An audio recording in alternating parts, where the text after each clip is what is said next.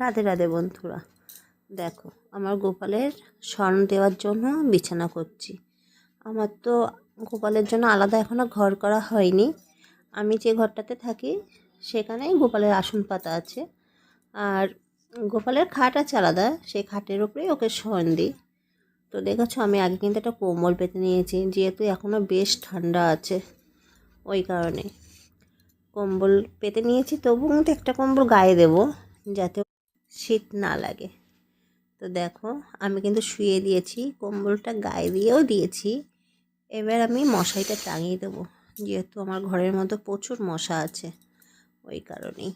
তাও মশারিটা টাঙানোর জায়গাটাকে সবই আছে, যেহেতু এটা খাট তো অসুবিধা হয় না। দেখো গোপাল সোনা কিন্তু এখনও ঘুমায়নি।